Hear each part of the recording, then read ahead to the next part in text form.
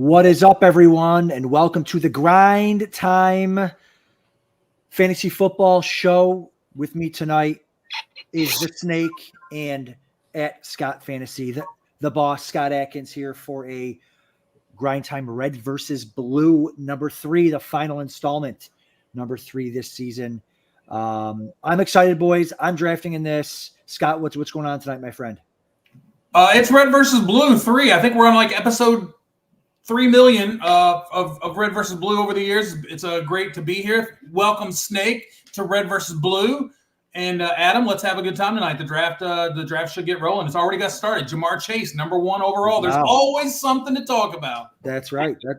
Well, besides you two guys, Adam and Scott, I'm certain that there are some old people enough that are like myself that recall the immortal words of that 1970s rock and roll band from Dublin, Ireland, Thin Lizzy. And I quote, "The boys are back in town." Yeah. I don't just mean us 3. I mean the other 11 participants drafting tonight, as well as everyone else across FFWC, because the clock is slowly or quickly tick-tocking away toward the start of the NFL season here, eh? Oh, I love that, guys. I'm a junkie for the news on X. I'm a junkie to watch the simple little slant routes, all that stuff. Watching these guys run a stock rising and falling by the second on every player. I absolutely love it. Do you really get off on each play? From each clip from training camp, does that really get you off, Adam? I mean, totally. Much stock into that or what? Absolutely. Yeah, training camp is wild. It's the best time of year. It's just NFL Network is the channel that you can just leave it on all day long. I'm going to run down the participants in this draft real quick so we can start with the draft analysis. So in the 1 hole is Wiley Coyote, Gary Allen, longtime players. 2 is Square Hammer, Ashraf Ibrahim. He always likes to come on the show. The 3 pick is Team Cruz, 6, Russell Cruz. So this is his 6th draft this year. So let's see what he does. He does CeeDee Lamb at 3. Pirate Monkeys is the 4. This is Sean Medlin, Terry Tredugno. Always come out to Vegas. Been here since the beginning. Welcome to Pirate Monkeys. The 5 is Predator, number 5, Derek Greer. And this is a new player, an invader from the FFPC and NFFC. And now he's found the home here at the FFWC. Love it. To one of our player referrals. So Derek, welcome to his 5th Las Vegas Fantasy Championship draft. That's a lethal combination, by the way, being a predator and an invader. I like it. Predator versus Alien. The Doors is the 6th pick. The Doors is Tom Northrup. Again, another longtime player comes to Vegas when he can. Mankind Nation, there he is. Mankind Nation with Bijan Robinson with the 7 pick. And Mankind Nation, if you don't know that name in the high stakes circles, that's Duke Viveros, silver bullet winner for the NFFC. That's the single lineup entry contest over there. And big time winner in high stakes, and drafted with us live at the golf place last year. We used to go at it back in the day. He's a hell of a player, Duke. Oh, he is. Yep. Should be top-notch competition tonight. Team Meyer takes Gibbs at 1A. Look at Gibbs flying up the board. Team Meyer, William Meyer, and Henry. So that's his co-manager, Henry. Jamar Gibbs at the 8 pick. Adam, I know we'll be talking that one up here in a second. 4th and Ink takes Breece Hall at the 9 pick. Oh, 4th and Inches. I'm sorry. That's Dara Hodges, another longtime player. Look, these are all veterans. You are not going to get an easy draft in this one. And look at the 10 pick, Team Krautwurst. Well, come on. You can't come up with a better name than that. Garrett Wilson at the 10 hole for Adam, our co-host tonight. Always Smooth is 11. Always Smooth is Brian Nutt.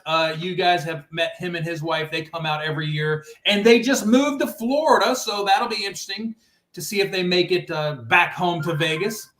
And the 12-hole, Dingo's Dream Team, Robbie Dingus. Again, these are all people that you can meet out in Vegas at Circa at the Fantasy Football World Championship. Snake, it's a good first round. We've got the first round in the books. That's a hell of a lineup there of veteran and pro drafters, as always. There's not a weak link anywhere in the lineup. Toughest competition, bar none, in the high-stakes fantasy football realm.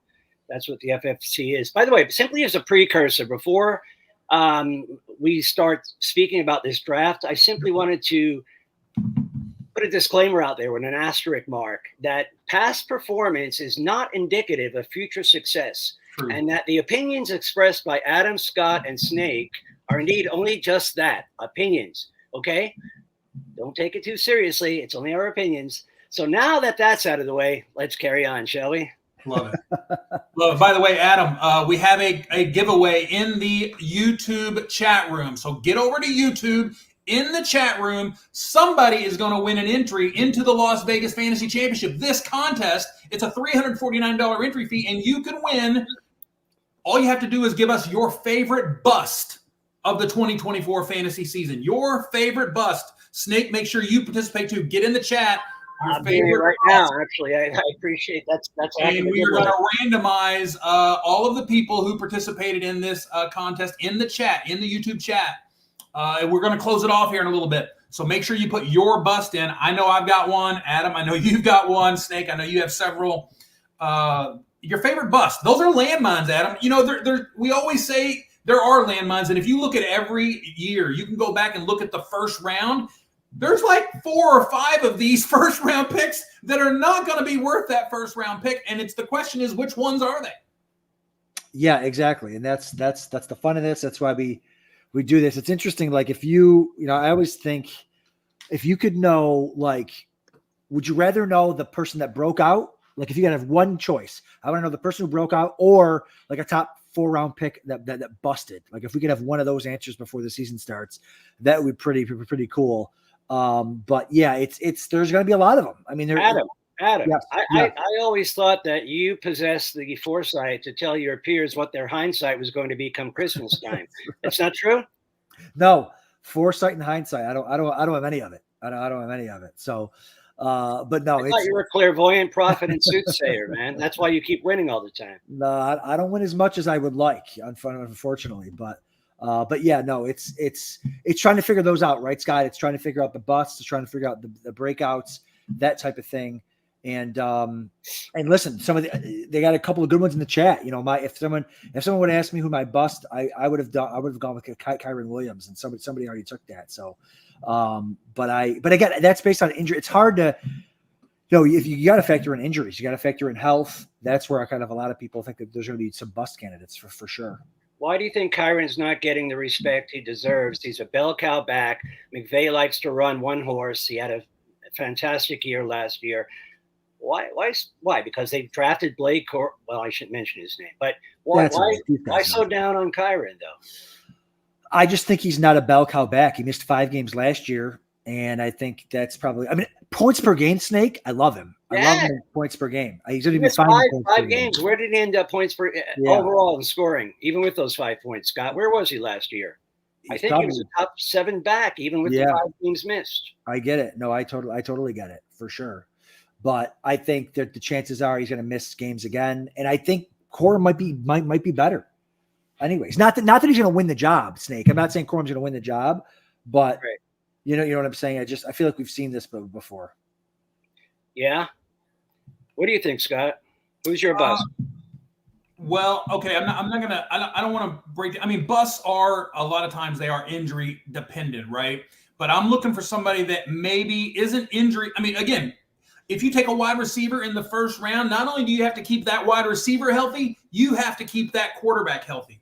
And so it's a double-edged sword. We always say that. Yeah, Garrett Wilson owners know a little bit about that from last year, right, Adam? That's right. Thank you. Right. Garrett Wilson is a prime example. What happened to him with the expectations were already through the roof when you're drafting him in draft season, and then all of a sudden he has Zach Wilson throwing him the ball, and so we know how that worked out.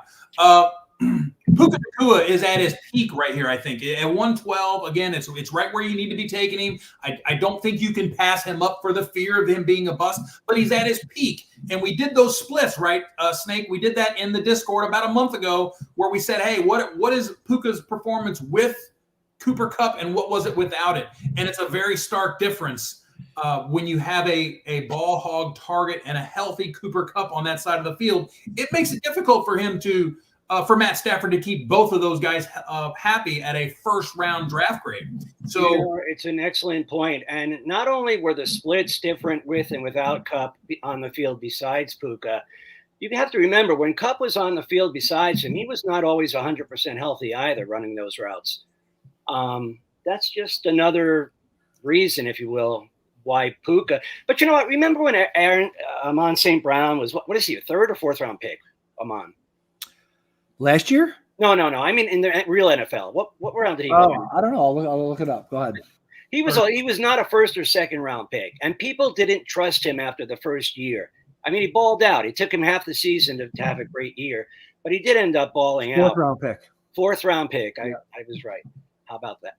What a shocker. But at any rate, the thing that Puka reminds me of, Scott and Adam, and tell me if I'm wrong, I think people are scared off by his low draft capital, even though he was a monster last year. And in my eyes, he more than proved himself as a baller. I love Puka Nakua's game.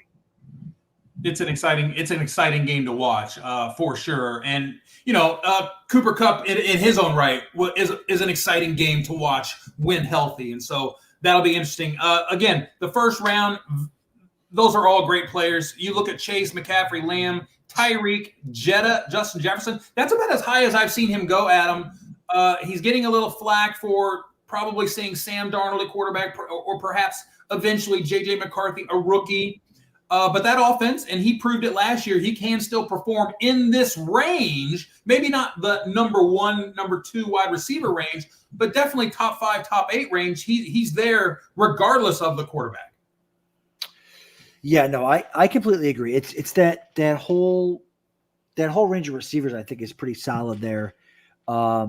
It's going to be tough to kind of decipher. A lot of these guys play so many leagues, right? So you kind of get to mix it up a little bit. This time I'll take this receiver. Next time I'll take that receiver. But yeah, I think you can't go wrong there. And each draft is different, right? Scott, like sometimes you get these drafts where the running backs go a little higher. This one, the running backs are going a little higher than they normally do over here at the FFWC, pushing some of these receivers down, which is nice if you're trying to get those receivers. I was hoping to get one of these running backs in the third round, but I don't think that's going to happen now. There might be 1 or 2 left for you, Adam, if you want to pull the trigger. But right now, the board looks like lemon and limes. I mean, it's a pretty color. Right. That's right.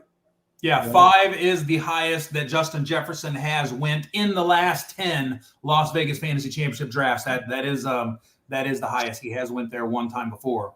Do you think Addison's situation and his maniacal driving habits have anything to do with Justin maybe perhaps receiving more targets and moving up in boards or what? Certainly, yeah. I mean, but also word is that Hawkinson is kind of ahead of schedule too. So, but I just think he's the best. He's on pace to be like the best receiver ever as far as like numbers per game. You're on the clock. Yeah, no, I know. I have my pick. As far as numbers per game, I just think I lean into the talent. I lean into he looks happy. He got paid. He looks happy. He looks like he's ready to roll. So I don't want to bet against him. I understand all that stuff, but I think the Edison thing certainly does help Snake for sure. You see that? You see what happened just there, Scott? Did you see Adam pull that pump and dump there move? That's right. He's talking about getting an elite RB in round 3, and what does he do?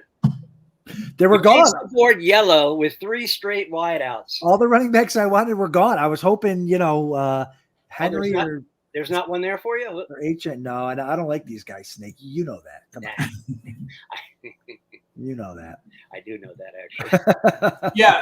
Look, we had Jahmyr Gibbs at 1.8. Again, that is the highest that we've seen him go this year in the Las Vegas Fantasy Championship. And so, look, this is a guy that we saw once David Montgomery started the season and was sort of the bell cow. That transition sort of started to happen for Jahmyr Gibbs as the playmaker that he flashed even in that Week 1 game against Kansas City. And he maintained that. He continued that throughout the rest of that second half of the season. Montgomery took the sort of the secondary back role. And there's plenty of room in that offense for 2 running backs. And so it is surprising that David Montgomery doesn't get drafted nearly as high. Jahmyr Gibbs obviously has the higher upside. But again, his highest in the last 10 drafts was the 10 pick. And so here he goes at 8. But look, if you're Team Meyer, you're not going to get him at 2.5. And so you always got to go get your guy, Snake. Yeah, no, I doesn't matter respect who it the is. move. And Mr. Meyer, him and I have had some serious competition, as well as with you, Adam, I'm sure, along the way for the past few years. He does like his hero and double elite running backs to begin drafts. I've been noticing that trend a lot with him. It's not necessarily a popular strategy, but it can still certainly work. What are your guys' thoughts on doubling up at running back in the first 2 rounds, like Mr. Meyer did here? I'm on the clock in a sec. Go ahead, Scott. Yeah, it's I've seen every type of scenario when you definitely have to fire away at wide receivers over these next couple of rounds. You can't get greedy and try to do everything. You can't do 2 running backs along with a tight end or a quarterback early. You better fire away at some wide receivers here and get 3 to 4 of them. Statistically, if you look at the tools that we have on the My Teams page, the premium tools that will show you the statistics from last year, which strategies did well, you're getting 3 wide receivers in those first 5 picks. If you're not, your win percentage and your playoff percentage is going way down. So in the first 5 picks, if you come back with 3 receivers and 2 running backs, that's fine. It doesn't really matter if the 2 picks that you pick first are running backs. Is that what you're saying? Or is it clandestine code for, no, I don't like picking 2 running backs there? Well, look, the hit rate is going to, I think we all know the hit rate from a 5th round pick to a 1st round pick is going to be a lot different. You're already into a different tier of player that you have to hit on. And we're going to see that 5th round here in a minute. But look, even in the 4th round, you're seeing Flowers, you're seeing Diggs, you're seeing Pickens. There's questions. They should definitely be successful. They're not going to be successful like the Jeffersons and the Amon-Ra St. Browns and the Garrett Wilsons when healthy quarterbacks, but they're going to be definitely playable. So you're hoping that difference in running back can be special. And with those players, Breece Hall, Jahmyr Gibbs, Bijan Robinson, they can be special. They can be 300 carry type guys. They can be 70 reception type guys. They can be 15 touchdown type guys. It doesn't matter. You want to get your hands on those players. And we went back. We looked at league championship teams. It's not always the prettiest build in the draft board. If you go back in the draft board, those teams weren't necessarily golden gooses like you looked at that draft and you left the draft on draft day saying, man, I nailed everything. It was you nailed the studs you needed to nail when you got them. It could have been an 18th round Laporta or a 17th round Puka Nacua. These guys are this year in that 17th and 18th round that you're going to have to hit, and you need to find them because we'll get there, but they're there. We just don't know who they are. I mean, who are this year's Puka and Kyron and Laporta? Any? Well, we don't want to talk about that. I think it's a little bit too early. Maybe we should touch that later. I'm trying to draft those guys tonight, Snake. But listen. But there is something interesting that's happening, Scott and Adam. Did you see what I can't even see the name because he double tap tight end. Right. Who is that? I can't see the name. It's covered by the logo. Porta Kelsey. Dinges. Sorry. Yeah. So what do you? That's not a conventional move by any stretch of the imagination. What's your thoughts on that double tap on tight end there? Real quick, I'm going to circle back to your question because I didn't get a chance to answer it. The thing I don't like about Gibbs before Breece Hall is that Breece Hall has a shot to be the 101. Gibbs does too, as far as running back, but I think Breece Hall has a better chance. Like I don't even think that. Hold on, let me see who it was. I don't even think that Meyer, and I could be wrong, thinks that Gibbs is gonna have a better year than Hall. So, but then when you run into is guys trying to get different, right? They're gonna do a bunch of these drafts. They want to create rosters that nobody else has. They want to be unique. Which, by the way, you can use that tool here. Over at the FFWC, what is it? It's the ADP list tool and the stacking tool. Stacking tool, here, which is excellent stuff here. But what I don't like is that he reached on Gibbs and Pacheco to get unique. Like if you want to get unique and you want to reach on a Gibbs or reach on a Pacheco to make a different roster, fine. But when you reach on both of them, I feel like Meyer's going to do so many drafts. He doesn't need to do that. Like just reach on one of them. And then you can still make it happen. Well, I know Mr. Meyer. I don't know if he's necessarily asset allocating, with his diversification of player portfolio. I think he likes Gibbs and Pacheco. And if indeed I'm correct, and I'm guessing here, and those are his 2 guys, kudos and accolades to him for getting those guys. For taking them. The other side of a reach, Adam, as you rightly state, justifiably so, is getting your goddamn guys. Yeah. And I'm not. However, the point you do make with Gibbs as opposed to Breece Hall is a very valid one. I would never pick Gibbs, who shares a backfield with Montgomery, as opposed to Hall, who's got it all on his own. That I don't like. That and listen, I love Gibbs. If you remember, I was walking around Vegas last year with the Jameer Gibbs jersey on Thursday Night Football. Like I remember Jameer Gibbs. So you and I, we both loved Gibbs, but we were suffering early on, boy. We were not too happy. But in the second half of the season, he made a lot of owners happy. But what do you think about the double tap at tight end? Yeah, let me circle back to that. I don't hate it because again, that's a unique thing to do in this format. And let me check the ADP board and see where they go. They go. Laporta's probably late third, early fourth. Yeah, Kelsey goes in the fourth. Laporta goes in the fourth. So he did reach a little bit on both of them. But again, like you want to get unique. And he's going to dominate a position, right? It's just. Listen, and Robbie he knows what he's doing, so I'm not going to question him. He's going to do a bunch of these, I think for sure. We'll see what the receiving core looks like when it gets back around to him. I mean, he's doing hero wide receiver, and if he's doing it right here, he's probably going to take 4 in a row. But we'll see what he's got planned. So Scott, so far we have 3 owners that are going 0 RB. They've selected 4 wide receivers in a row, and I can't see the damn board, sunglasses or not. It's too small. But who's in the Ichini Sanshi Go Loco? Not who's in the local hole? 6 hole. Sorry, a Japanese came out. I've been speaking it too long. Who's in the 6 hole? The Doors. And who's in the 10 hole? You. And who's in the 11 hole? Always smooth. Okay, Brian Nutt. So you guys decided to go 0 RB. And 2 owners, interestingly enough, went double running back with the first 2 picks, and 1 went 2 tight ends. So you're looking at a diversity of drafts here, huh? The quintessential example, right? Definitely interesting. I never thought in a million years Breece Hall would get anywhere near me. And then when it got to 9, I'm like, cross my fingers, please God, fall to me. So I guess I got sniped on Hall, but Hall usually doesn't even make it close to there. But I definitely would have taken Hall there. Wasn't planning on going 0 RB. I was hoping to get a running back in the 3rd, like an Achane or a Henry or something like that, but they went in the 2nd. So, yeah, it's just one of those drafts that ended up turning. So you're like Breece Hall and Garrett Wilson. Is Scott's Jets enthusiasm rubbing off on you, Adam? That's right. Absolutely. So, but yeah, no, it's interesting to see those tight ends go early there. And this is like maybe my second like true 0 RB draft so far in here, because usually I like where the running backs are falling. But I usually pick early in these drafts, to be honest with you. It's interesting to see how these tight ends are gone now. I'll tell you something. You just said the tight ends are gone. I've done 12 LVFCs up to now. And I can tell you categorically that this is the earliest that all 5 of those tight ends have went. We're in the mid 5th. They usually start going. I mean, when you talk about Andrews, Kincaid, and McBride, they usually start going in mid 5th. That's when they start. They're already off the boards in rounds 3 and 4. Yeah, Andrews is as a 6'6" ADP, and tight ends are going. Tight ends are going right now, Scott. I think what happens is it does spook you a little bit when you see those 2 go on the turn like that. It scares you a little bit, especially if you're thinking about grabbing one of those big names up top. You start to think about maybe my draft strategy that I sort of laid out in my head, where I grab one of those top 5 guys, isn't going to work out because you don't want to spend that 4th round capital on that. You want to still be able to take that wide receiver or that, mostly the wide receiver in that 4th round.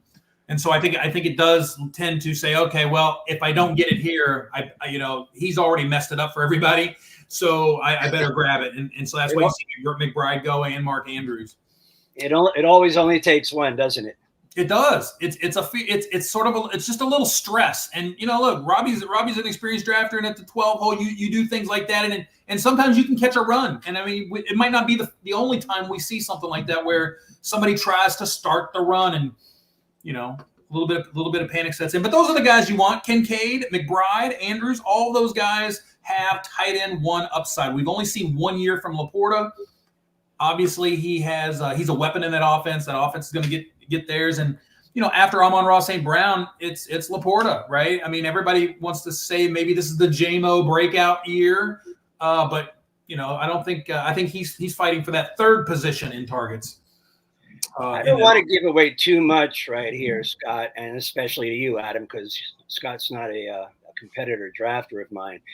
But Mark Andrews and Dalton Kincaid have something in common that McBride doesn't. And what is that? Do you know? Mark Andrews has something in common with who? Mark Andrews and Kincaid have something in common with each other that McBride doesn't. And that is competition at the tight end position.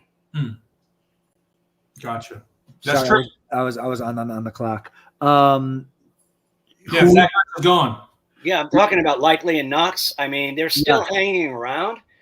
I think McBride's going to be on the field more than Kincaid and Andrews. That doesn't necessarily mean he's going to outproduce them. That's not what I'm stating by any means. But it's something to think about. Yeah. However, certainly something to think about. Yeah. Yeah. 73 catches for Kincaid last year. That's a big number in that offense, and he's going to keep getting better, right? And there's no Diggs in that offense now. I know you're going to try to replace him with a hodgepodge of guys here that we have, and Josh Allen's just going to sling it around to everybody, and it's all going to be, but there is no number one wide receiver sort of standing out from that crowd. It could be the Dalton Kincaid show this year. I'm a Kincaid truther myself. I mean, I love him. I've got him more than any other tight end. However, again, McBride is alone, and I just don't know. Andrews is always solid as well. Well, up here in Western New York, listen, Kincaid, they've only been in camp for 3 days, but they're saying Kincaid's having a great camp, but they're also saying Knox isn't, he didn't disappear. He's not going away. Right. He's still there. And they liked him. They signed him to a second contract. DK, both of them DKs. Kincaid finished as the tight end 7 and tight end 2 in the Bills' final 2 regular season games. I think that's interesting. And I also think it's interesting that we talked about earlier, 317 vacated targets in that offense. I mean, they're going to Curtis Samuel. They're going to Keon Coleman. They're going to Kier. Yep, all these guys. There's a lot of extra targets to go around there. And 17.7% target share for Kincaid last year. That's going up. I think we're going to see 20%, maybe 22, 25. Yeah, I think it has to be higher than 17.7 in order to justify his ADP, especially in the 4th round. Yep. So we shall see. I know Adam's a Buffalo guy, so I mean, what do you think about the Buffalo hodgepodge of receivers? He's not allowed to comment on Buffalo at all. Period. 0. Look at these 5 wide receiver starts. Look at you fools. Look at you guys going at it. 5 wide receivers for 3 different teams. The Doors, Krautwurst, always smooth. 5 wide receiver starts. All those yellow stickers. It's going to be interesting to see how I would personally feel about the running backs that they pull together. But look, the running backs that are going to be in that mid-range, they're more than capable of sort of holding the fort down. We've seen these drafts all year and all off season. The running backs are more than capable. I'm not going to start name dropping them yet.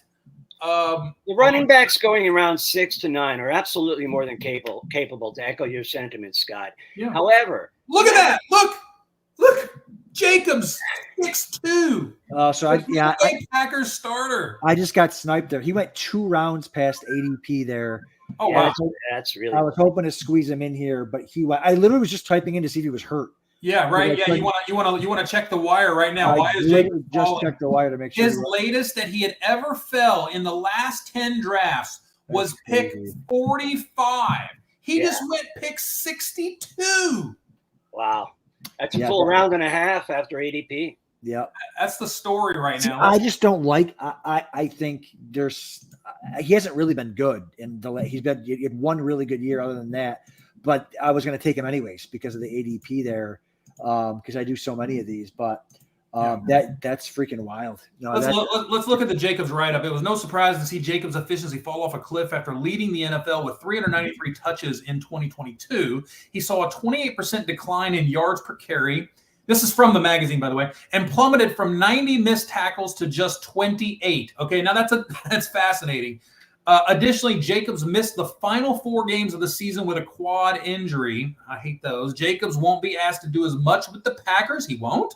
But Green Bay offensive coordinator Adam Stenavich has glowing remarks about Jacobs' versatility as a runner, receiver, protector, yada, yada. Expect fewer touches for Jacobs, but he should rebound on a team with a far superior offense and quarterback. Now, unless you think the rookie is going to command those carries away from him, this is a playoff / dare I say Super Bowl caliber offense.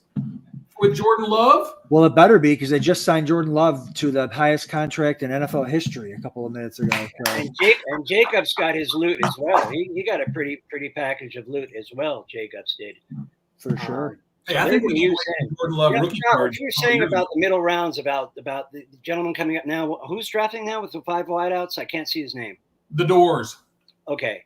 The Doors. That's Tom Northrup. Okay, so here's the dilemma when you go 5 straight with wide receiver and you're drafting in the middle rounds. You said you can still get very serviceable running backs, and you can, but then you're not getting elite players at the quarterback and tight end position. So you're sacrificing those 2 positions to get higher talent at the running back position. So it's a trade-off either way. It's not necessarily an ideal situation. I want to see what he comes up with at the end of the day. Well, look, okay, so 2 of the teams have went ahead and tried to solve the problem and get it rolling, while as Adam, he's like, I'm not worried about it right now. But Jacobs was taken with this 5 wide receiver start for Always Smooth, and Zamir White was taken with the 5 wide receiver start over here. And that's one of my guys. That is one of my guys. You're going to see him higher on my rankings, my personal rankings that I'll put out for full-time fantasy with the tiered cheat sheet and the commentary. Zamir White will be one of the guys. After Jacobs went down, you saw what Zamir White was capable of. He was the fantasy RB12 in the final month of the season. So I think his schedule was a little bit soft. I'm not quite sure, but I think it is. Adam, you like Zamir? Zeus? I don't like Zamir. I think he's going to get a ton of touches, but man, he just hasn't been good. And I mean, again, I can't argue with the opportunity is king. I get it, but I don't know, that team seems pretty terrible. You have two and one against you because I think he's you can be a fantasy relevant running back on a bad team, Adam. I know. I just feel like he's the perfect like poster child for like a dead zone running back. Like people, but like he reminds me of Alexander Madison from last year. Just not good, but he's gonna get the touches. But he's just So I mean, he might make me eat my words, but I don't know. I like Ramondre Stevenson better. He just went, so I can talk about him. I like Montgomery better, even though Montgomery probably won't even have near the touches White has. He'll have more. He's in a much better offense. And whatever happened to that guy that used to play quarterback chicken? I mean, he blinked. Who's that, me? Yes. I know. Well, listen, I was thinking that there'd be a big run on them between me and them. Like, I'll get the number 1. Plus he matches with Devonta Smith there. And there still might be 4 or 5 that go before it gets back to me here. So, and I didn't like any of the running backs, and I had enough receivers. So, listen, when you're going to go 0 RB, the idea is that you load up on receiver, and you got to get at least an elite quarterback or an elite tight end. That's what I just stated. And so let's see if that works out for you as opposed to those in the 4 and the 6 and the 4 and the 6 holes right now, because 7 got a semi-elite elite tight end. Right. But look, you started a trend because here come the QBs now. That's right. Let's go. You're a trendsetter, Adam. What do you think, Scott? Where do you typically like to see quarterbacks, the elite ones, the Allens, the Hurts, the Mahomes? Where do you like to see them go in drafts, representing the best value? So I'm old school, right? And back in the day, we would always say Peyton Manning in the 5th, you couldn't turn it down, right? It was just like something you could just take care of your quarterback. You didn't have to worry about playing the matchups. It was always Peyton Manning in the 5th. So that was where I always sort of set my line of, hey, if a stud falls to you in the 5th round, you take him. Now times have changed, right? And the quarterback pool is deeper, so that's going to push things down. 6th and 7th round is now you're going to see those top guys go. Think about the difference makers on fantasy teams over the last several years. You had the Lamar Jackson breakout season when he just had an MVP season. You had the Jalen Hurts breakout season, right? You had Josh Allen sort of spring out onto the world. Now you're having to pay that top tier price for these guys. It's like you want to get the guy that has that season that you don't have to pay for. And so that's always the goal, right? And that's a shame that fantasy players and fantasy drafters at the FFWC and other places are now so smart. They're taking the Anthony Richardsons now, unproven in a season, in your top 5 and 6. And so the guys that have that type of ceiling, you're having to pay for now. Now, who is that person outside of that? It's Kyler Murray. It's Jordan Love. It's Jaden Daniels. Brock Purdy, arguably. These are guys that you can wait for, and they still potentially have that high ceiling. Now their floors are obviously going to be a little bit lower. Even Trevor Lawrence, their floors are a lot lower. But I think those guys still have a ceiling where you could say in a special year they could be QB3, QB4, maybe even QB1 for a guy like Jaden Daniels, who's a playmaker. And look, we're not into predicting injuries. And so if these guys are as special as they were drafted to be, I don't think a rookie quarterback's going to jump out there in the league and do that, by the way. But it is interesting to think that Anthony Richardson, had he not gotten hurt, the numbers that he was putting up, it's absurd, Yeah. Yeah. You know what, Scott? It's interesting when you were just talking about being an old school drafter pertaining to the quarterback position. It brought me back as well. And it absolutely held true until the year before last, when the Josh Allens and the Jalen Hurtses won a lot of leagues for a lot of owners. And the elite quarterbacks 2 years ago really separated themselves from the mid-tier and the bottom-tier QBs. Now, that trend reversed itself again last year. I don't know if it was a one-year aberration or anomaly that happened in 2022. And we can go back to that very easily. I mean, I think one of the elite quarterbacks, the top six I'm talking about, can absolutely have enough of a separation in tiers and point production to justify a high pick. I'm talking about 5 and 6 rounds, 4 even, as opposed to 7, 8, and 9. I really do think that elite quarterbacks might reestablish themselves after 1 year of not doing it necessarily last year. Mm-hmm. In terms of tier separation. You follow what I'm saying, Adam? Yeah, because like Allen, when he was the QB1, I mean, he's been the QB1 for 4 straight years, but I'm just saying. But he was doing it at like 27. You mean Zach Wilson, wasn't Adam? Yeah, that's right. He was doing it at 27, 28 points a game, and last year was 22, 23. Was only a point or two ahead of QB 12 or QB 8 or whatever it was. Right. Now it got a little bit closer. So what you're saying is maybe these guys step back up and they start to separate themselves a little bit more, like they did 2 years ago when the elite quarterbacks really separated themselves from the other tiers, and they won a lot of owners, a lot of leagues. Yeah, I participated in it, not with Allen. I think it was Lamar. I forgot. There's just so many quarterbacks that can score within that window of. They're very similar, right? From between top 3, 5 to top 15, they're all right there around the 300 points in the season. And you look at Brock Purdy with 4,200 yards and 31 touchdowns last year. It looked like it was cake. It looked like it was cake out there. And you'll take that every single week when he puts you up 250 and 2, sometimes 250 and 3. You'll take it every week and be like, hey, I did my job. The quarterback did his job. What does the rest of my lineup do? And you don't have to pay a very big premium to get a guy like that. So, well, Scott, where would you draw the line? If you knew that Jalen Hurts would have a 4-point differential between him and Jordan Love, I mean, you don't think that it's justified to take Hurts in round 6 as opposed to Love in round 9? Because you're talking, it's 130 points more on the year. I don't draft like that. I never have. I'm looking. There are the VBD guys. They'll always point to things like that, and that's if you're nailing every position in your draft. And I'm just trying to rack up guys that I can put in my lineup that can score 20, 25 points a week, right? I mean, I know a lot of people are trying to set that expectation for 15 points a week, and that gets you your win, and that's fine. But I'm looking for difference makers, and I think that's what the FFWC players are looking for as well. They're looking for difference makers. We just saw one go at 7.5. Predator just took Xavier Worthy. He could be a difference maker. He's a difference maker in speed. Now, the question is that John Ross speed? Darius Hayward-Bay speed? Guys that we've seen do this type of speed thing before. But he's got Patrick Mahomes. That's the difference. And so I'm excited for players like that and to see what they can do. That is his RB. That is his wide receiver too, though. Having stated that, he also doubled up on tight end. Bully tight end is becoming all the rage this year, guys. It's an interesting development or strategy that's being employed by some owners. Yeah, because I think the thing behind that is I think it gets to the point where like, all right, I don't like any of these running backs. I'm loaded up at receiver.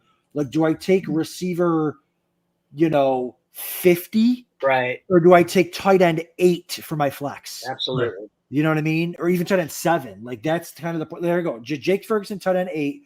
versus Jordan Addison, wide receiver 48. Like, you're going to start Ferguson probably more often than not. So, and it's fourth in inches, number one tight end. But yeah, you're seeing a lot of like people take their second tight end by round 10 because like, listen, I'm not taking some wide receiver 60. You know, when I know I got some guaranteed points in this. So you think that bully tight end strategy this year is a direct manifestation of people taking the wide receivers like Nutso or what? I think so. I think so. I mean, look, it's nice to go ahead and not to have to worry about the tight end. I think Ferguson is at the very end of that tier where you can start him every week and not have to think about starting him. He flashed really well at the end of the season, and I think Dak's going to need him, especially with the questions to the rest of that offense. I think they're going to have to throw, and Dak's going to have to put up a very special year if he wants to get a contract from this team. By the way, do we think he's getting a contract from Dallas? Oh yeah, I mean the fact that Tua, it got all the money that he got. It's just you just have to pay these guys, and Dak's going to make $1 bajillion, but there's no other option. Yeah, it's a player's market in terms of loot. I'll tell you, they're cleaning up at wide receiver and quarterback. Astronomical numbers that we can only dream as ordinary commoners of. But the running back, even Barkley got a good deal. I mean, what did Barkley get? $11 million a year? I don't know what he got. A couple of years. Six teams have their tight end already. Two of them have two. But 6 drafters are perfectly fine waiting for one of these other guys, one of these Dallas Goederts, one of these Cole Kmets, one of these Njokus. This is where the tear drops off right after Ferguson, Scott. But not by much. It's not that noticeable. I mean, these are not 20-point-a-week guys. They're just not, and neither are the ones that we just saw drafted. Even if you look at a guy like Evan Ingram, who was fantastic last year, 232 points. It's a great season for a tight end, right? Yes, yes. But that's but he's a 15-point-a-week guy. So now you're dropping down to the 10 to 12 range. So it's a 3-point. How many of your games come down to a 3-point game? I mean, a lot. Well, if that's the case, then it's definitely worth it. You're going to be a guy that's like, I'm going to take that. But what I'm trying to find are guys that have that year that I can plug them in every single week. This is the FFWC. It's an 11-man starting lineup. It's just different. It's a marathon, and you have to have that depth to survive the bye weeks, the injuries, and the flat out, the bad matchups. When you're taking on Sauce Gardner, are you really going to feel good about your starting lineup there? No. You're going to take a low score there, but a lot of times you're forced to start him anyway. You need a guy that you can put into that flex that has that 25-point potential upside, not worried about whether I got an extra 2 points from my tight end. So you also have to make up for the bad picks. Right now, when you're building your team, you're taking a mental checklist in your head. And you're checking that box and saying, all right, I've got my 3 wide receivers. I've got my 1 play. No, you don't. No, you don't. That's the thing. If your draft was perfect, and if every one of those guys panned out, you would. But we know that's not the case. We know that's not the case. We do know. These guys that you're taking in these next 3 rounds, at least one of them or 2 of them is going to be guys you're going to need to count on every week. That's just how it works. So, speaking of guys who we can count on every week, Corey Parson in the house. What's the deal? What's the deal, up, bro? everybody? What up, Scotty? What up, Adam? What up, Snake? What's going on? Double duty. What's up? You're facilitating, and you're commentating. Look at this double duty right here. So I won't do too much commentary on what the teams look like in the draft because, obviously, to be fair to the gentlemen that are in here. But so far, pretty good-looking teams. Seeing a couple of 0 RBs go down. So obviously, we're coming into you gentlemen conversation. You see that type of depth at the wide receiver that needs to be built in the FFWC. Yeah, for sure. Go ahead, Snake. Go ahead. Buddy. No, you go ahead, Adam. Go. I was going to say, I think that, we were talking about the tight end, and sometimes, so to win these big tournaments, you have to win the flex, and but to get to the flex, but to win the flex, you got to get to the flex. And if you're drafting, like guys if you're drafting quarterbacks and tight ends and running back and if you're trying to fill out your starting lineup, you're not getting to the flex. You have to, that's why I think guys are taking these second tight end early. It's like, man, listen, again, I got to win the flex, and I know it's not tight end premium, but I think if I go Kyle Pitts, tight end 7, if he has a good year, he's going to outperform wide receiver 42. I concur wholeheartedly. You know? The first draft I did, I was going 0 RB, and I drafted the first 8 players. One was a tight end. I believe it was Kade. I was sitting there at number 9. I had one running back, and I'm looking at a guy like he's not off the board, but he's a damn good running back. Might have been Pollard, actually, who you got, Adam. Yeah. And I'm thinking, should I take Pollard or Kittle? You know, and there was a case to be made. I didn't even have a second running back, but I passed on Pollard and I went for Kittle. In retrospect, I don't think I made a great move. I wish I could have that one back. But in terms of what you're talking about, wide receivers like Myers and the rookies, Odunze and Palmer and even Worthy, Scott, with all due respect, you know, you got guys like I'd rather have Pitts in my flex position than Worthy, Sutton, arguably JSN. I like it. So there's another thing that this double tapping that we've been talking about. Elite tight end. Streaming can be done at tight end. It can also be done at quarterback. And, if you're not taking that elite quarterback like a Jalen Hurts or a Pat Mahomes, you need to be able to make up those points for those tough matchups. And that's when it comes down to the quarterback by committee. You can get you an extra on average. Like if you look at our streaming, our QBBC tools over at Toolbox, it'll break it down for you. It'll say, okay, if I take Dak Prescott, who's the guy that pairs up with him the best to give me that extra 3 points a week on average for the season by playing the matchups? And I think it was Baker Mayfield. I think when I looked at it, I think it was Dak and Baker was the combo. So if you find yourself with a Dak to avoid his weeks where, man, he's, it's a tough matchup, you can put in a Baker Mayfield. It doesn't have to be Dak. Maybe Dak is, not one of the guys you feel good about benching. Well, but if you ask Corey, he'll tell you that Dak is matchup proof. I know that. Yeah, you must not know how I feel about Dak Prescott because, for fantasy, he's had some good years. Obviously, a good year last year. My beef with Dak comes from real football, but that's neither here or there. But he's always, a solid quarterback. It's going to be interesting this year. Not a lot of help. Ezekiel Elliott behind him. CeeDee Lamb will be in camp. Well, probably won't be in camp. He'll be ready to go by the start of the season, though. So Dak should still be solid, but I would worry about Dak more this year. Scott, you were just singing the praises of the Dallas Cowboys passing game moments ago. I have to go with Corey. I think the Cowboys are going to be in a little bit of trouble. They're not going to be the same offensive juggernaut that they've been in past years, in my opinion.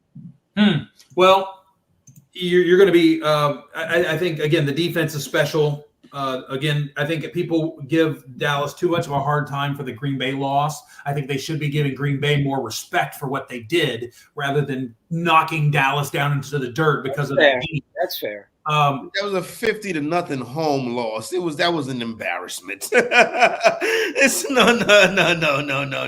That was disgusting. That was not happen. And don't get me wrong, San Francisco did go on the road next week. And what you saw, they weren't able to score in the red zone. But they had San Francisco on the rope. So listen, you're right, Scott. They are better, but still, that was still a terrible performance from the Dallas Cowboys. I don't disagree, but it was Green Bay that showed the very next week that they were capable of being there and deserved to be there. And look, they came out like a juggernaut and just shocked, I think, the world and the Cowboys. And it happens, we see it. It's football, and unfortunately, it was in Dallas, and that made it, you're the hunted and not the hunters, and I think that happened to Dallas. But again, Zeke Elliott is your RB1 now, right? Is that the case? And okay, so your RB1 is now back to an aging Zeke. If we're saying that Dallas is a little bit of disarray, that means the games are going to be even a little bit more competitive rather than what they were last year. There's a good opportunity that the passing game does even more. I also like Jalen Tolbert as a late sleeper. We've been kind of waiting on him for a while, and man, anybody see that Michael Gallup retirement coming? I was kind of thinking that Gallup might have something in the Raiders at least, and then all of a sudden the retirement happens. I mean, you never know what's going through somebody's mind personally, whether they're dealing with, outside personal issues or injuries. So, but I didn't see it coming to answer your question, no. But I don't even know if Gallup would be drafted on these boards here, to be honest with you. Oh, what was it? So we were talking about the double tapping going on, and I said it applies to quarterbacks with the QBBC tools, but it also applies to tight ends. If you didn't get one of those top tight ends, you can still get that type of performance by playing the matchups at tight end because, these weaknesses sort of develop themselves over the course of the year, right? We know we'll see, oh, man, this team is getting eaten up in the middle by tight ends, right? And so maybe a Bowers and a Goddard gets you that 3 extra points or 2 extra points per game on average when you pair them together, and it can equal – in that Ferguson range so that you didn't get and pay one of the prices there. That's why I kind of like gobbling up those wide receivers like the Rome Odunzes, who I think is just the bee's knees, man. At 8-9, you're getting Rome Odunze. You're getting one of the best players in the draft, one of the best rookies we've seen in years. I think if you were drafting Jackson Smith and Jigba in the 5th round last year, you could make a case that you should be taking Rome Odunze in the 5th round. Rome Odunze reminds me a little bit of your boy Garrett Wilson. Well, it's not only your boy, Scott, but it's mine and Adam's boy, but in fantasy terms. I don't know how Corey feels about him. But Garrett Wilson, in his first year, 2 years ago, he was a rookie. He was the 3rd wide receiver in the pecking order. What was he being drafted in, like the 15th round or something his first year? Yeah, his route tree is fantastic. He can basically do it all. But there's going to be a very great talent, first round pick. I think Odunze is kind of like a potential budding Garrett Wilson this year.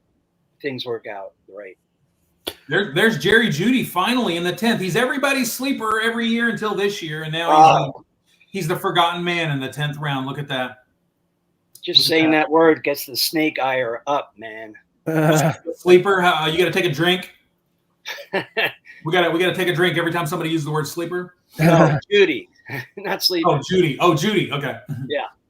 By the way, we did talk about busts, right? And we've got a lot of busts in the chat room. We're getting ready to close this contest. If you have not named your bust in the YouTube live chat, make sure you put your bust down because we're going to do a drawing and give away a $350 Circa Las Vegas Fantasy Championship team. We have Josh Jacobs named. We have Kyron Williams. Scott Lawrence says, too easy, Rashee Rice. Robert says, bust Saquon Barkley. Glenn says, Trevor Lawrence. By the way, that's Sean Child's QB. Did you see that he had him ranked like 5th or 6th overall? This year? Uh-huh. Yep. Wow. Trey McBride for Ray Snyder. Ash says Puka. William Lou says Josh Jacobs. There's another Saquon for Matt Brandon. There's a Puka for Ash. Favorite bust, Calvin Ridley for Lawrence Curtis. What do you think about that, Corey? Calvin Ridley, a new team. He looked really good last year. Matter of fact, people were taking him. We were seeing the Calvin Ridley ascension last year, weren't we, Snake? He was going into the 2nd round when he was a 3rd round pick. We started seeing Calvin Ridley taken in the 2nd round, and now where's he going? He was hot commodity. What do you think about this year, though, Corey? Yeah, last year, very disappointing. Obviously started off the year pretty good, but then tailed off very bad. We're starting to see some really – it looks like the Ridley start that we saw in Atlanta when he was playing with Julio and how he just came onto the scene. It looks like those were outliers. He's starting to look more like Ridley before he went away for the year, before the gambling suspension. He looks more and more like that player now. Now, in Tennessee, big fish in the small pond. New Diggs could get a chance to turn it around, but he is not a player that I'm high on right now. I think we may have seen the best of Calvin Ridley. Well, look, you could see some injuries with DeAndre Hopkins in his age, right? Yeah. And it's so, I mean, you're joining a player who does seem to get injured quite a bit at this stage in his career. And Tyler Boyd as the 3. So it's a pass-heavier offense under the direction of Brian Callahan. And you've got Will Levis. So Tennessee should be better offensively. I mean, they can't really be worse than they were last year. Although I said the same thing about the Atlanta Falcons last year compared to 2022. So you never know. But Tennessee looks they look to be more dynamic offensively, especially with the addition of Pollard and Ridley. That offense could do some damage. How old is? I know Hopkins is what, 32? Well, it's interesting. Hopkins led the team last year, right, with 75 catches and 1,057 yards. So you're basically asking for Calvin Ridley to come in and replace that number while Hopkins is still on the team Yeah. to justify that spot at 411. So it's an interesting bust pick. We'll see about Calvin Ridley. We've got a Olave from Always Smooth. That's an interesting bust pick. CMC. There's another CMC. Drake London as a bust for Daily Double. Let's talk about that. Drake London. Here we go. That's a player that everybody was hoping would break out last year. Adam, I know he was on a lot of your teams, right? Drake London. He's on my team tonight. Desmond Ritter's experiment. That's right. And now he gets a much better quarterback. Yeah, I mean, listen, you have to project with London, but that's what we're doing here, right? We're not drafting based off last year's stats. We're drafting based off projection. I think he's certainly a tier below, Puka, AJ Brown, Wilson, and all that. I think as far as projections wise, but where he's going, Marvin Harrison Jr. I mean, listen, we don't know how many targets Harrison's going to get. London, they love London there already. Kirk Cousins is a kingmaker at receiver, right? He will get the number one receiver the ball. And so I really like the quarterback situation for Drake London. He's a darling in the analytics community. He's just been really good. So again, why is that? I'm looking at his analytics right here. And you mentioned Zamir White, who has terrible analytics from last year. But I'm looking at Drake London's, and I don't see any number other than average cushion. Average cushion number 4. What is that? I don't even know what average cushion is. Yeah, for real. Yeah, well, define average cushion. I've never heard of that before. When it comes to analytics, Scott, I have a question for you. How come last year Jerry Jeudy was ranked as an elite separator, yet a bottom route runner? How does that happen? I mean, it seems like it's a contradiction of terms. It's dichotomous. How does one become a great route runner or a bad route runner and a great separator? Like, aren't they together? How can they be opposite? Analytics. I think sometimes analytics makes as much sense as aliens. Yeah, I think running the route means you did what you were asked to do, and you ended up in the spot you were supposed to be in. And then the question becomes, how much distance did you have, and do you have hands? Are you catching the ball with your hands? Are you catching it with your body? I mean, okay, so I'm a traditionalist. Yeah, for me, route running is why do you run routes? You want to run routes so that you can separate and get open, right? I mean, if I'm adhering to the KISS theory, keep it simple, silly. I mean, route running goes hand in hand with separation in my mind. That's the number one reason why people run routes. They want to separate. So thanks for joining the show, Corey. Appreciate you. Good job facilitating tonight. That's right. Doing Thank double you, duty. Yeah, again, I think he could certainly finish behind Olave, Devontae Adams, even a guy like Waddle. But I just think that he's going to get the target share. Their offense is going to, I think, take that leap. But I don't see him. I think he's probably pretty safe there. It feels like you're drafting a Drake London at his peak when you're taking him 2-3. You're sure. That has to be, man. You're passing up Devontae Adams. Yeah. Why? Because you said it. You're banking on the Kirk Cousins kingmaker. Yeah, that's right. Yeah. That's right. And Adams too. I can get I feel like if you want London, you kind of got to take him here to type of thing. Whereas Adams has been falling, and then you can get Adams on what's the 2-3 turn now sometimes. I don't understand why that's happening either. I think it's foolish. I really think it's foolish to turn down a free square, because when you look in your starting lineup and you see Devontae Adams in it, you're feeling great. You're feeling great. Yeah. And, results be damned. The other opponent is like, oh, damn, that's a 30 burger, but that possibly could happen to me. You're not really feeling like Drake London is a 30 burger. Now, it might develop into one, but right. Devontae Adams could do it week 1, and it wouldn't shock you at all. Minshew is just as good, if not a little better, than what they had last year. So he's definitely better than what they had last year. Okay, so sure. What's the problem then? Yeah. Are we predicting injuries? Is that what we're doing? Oh well, he's getting older. He's gonna be on the side. Maybe. I don't know. It's a valid point. I mean, let's talk about target competition. London and Adams. London has Pitts and arguably nobody else.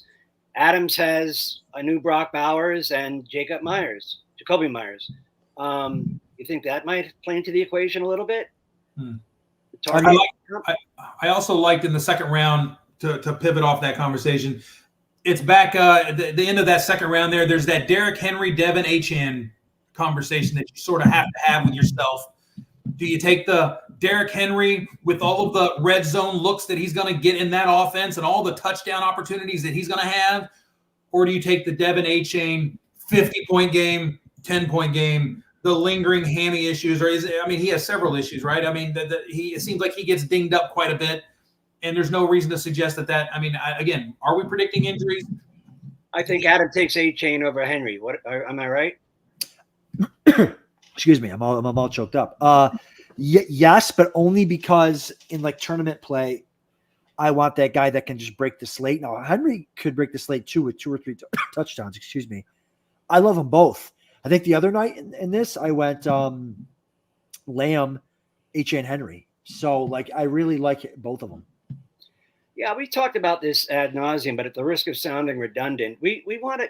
Adam and I are kind of like we're the same in that we're high ceiling drafters. We want those guys in our lineup that are going to have the potential to break out. So if Atkins gets me a 40 burger and then he gets me a 10 burger as opposed to a consistent 20 burger, because 2 20 burgers are 40 points, 1 40 burger and a 10 burger is 50 points. I'll take that. Yeah, agreed. All right, so we're in the 12th round now. Let's start to take a look at the teams and see how they built themselves out. We'll start with Wile E. Coyote, the 1 hole. He starts off with Jamar Chase at the 1 pick, then comes back with the 2-3 turn. You're always wondering what's going to be there. The running backs that he liked weren't there, or maybe it was the strategy all along. DK Metcalf, Deebo Samuel. So he's hitting the wide receiver hard. And look, he gets a very capable Rachaad White. I know some people are, again, analytics guys are like, I don't have a problem with Rachaad White as my RB1. Perfectly fine with 3 stud wide receivers. Rachaad White, T. Higgins, Jalen Warren, Cortland Sutton. Look, he's just loading the deck here. He's loading it up, so he has these options. Austin Eckler at 8-12. He gets his Joe Burrow. He gets Khalil Shakir, and then he's got Brock Bowers. So, look, he's hoping that Brock Bowers is that breakout, but I'll bet you he comes back and grabs another tight end here to sort of solidify that rookie with a veteran so that he has another option here. But he's got all of his spots filled in this FFWC 11-man lineup with options. His flex options are T. Higgins, Cortland Sutton, and Austin Eckler, along with Khalil Shakir. He's got four options to choose from every week, and you'll probably be starting T. Higgins for sure. That's one. The other one has to develop. It has to be either Sutton. You don't know if you're gonna. I would bet you I'm starting Eckler in week 1, right? Just on the chance that he does what he needs, what he can do. You're starting Eckler probably over Sutton. I would agree. Agreed. I would agree. I think it's a pretty solid squad that he's put together. If not spectacular, but quite solid. I like it. Yeah, I mean he's getting unique, right? Like I've done a ton of these. I've never seen Chase go 1 or even 2 really. So he's trying to get unique and build from that one spot. So yeah, I mean if he hits on his guys, it's great. I like the build. And then the player takes, like, who knows? You could be right, could be wrong. But he also came back and got my boy handsome Joey B to stack with Chase, right? That's true. Absolutely. And he also has T. Higgins, by the way. Yeah, that's right. Look at that value. Look at that value on that Bengal stack that he put together. He takes Chase. He took Higgins. He gets Burrow. That's a nice ninth round. You're getting maybe the best quarterback in the game. I mean, would it surprise you if Burrow was QB1? No, actually, I'm expecting it, to be honest with you. But I might be a bit biased. I love handsome Joey B. You know what though, Scott? Adam, why'd you make a face on it? He's the real Slim Shady, or is he Cody Rose? I don't know. That's right. Yeah, I saw shades of Dennis Rodman myself, but I don't like it. Honestly, but you know what? Guess what? We had the first World Championship draft this year that took place a month earlier than it does normally on an annual basis, Scott and Adam. I was in the 4 hole, and I got Chase in the 1st, I got Higgins in the 5th, and I got Burrow in the 9th. There you go. Who's at the 1? What's his name? Wile E. Coyote. What's his real name? Or is that it? That's Gary Allen. Oh, Gary Allen. Okay. Yeah. I thought he was in my draft with me, but long-time high-stakes veteran, very accomplished, very good.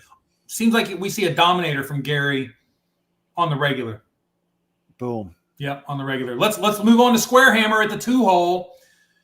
Christian McCaffrey, sort of the gift-wrapped basket for him. Then he comes back with Jalen Waddle, Cooper Kupp. Look, you got to get 2 wide receivers. Take your pick, whichever 2 you like.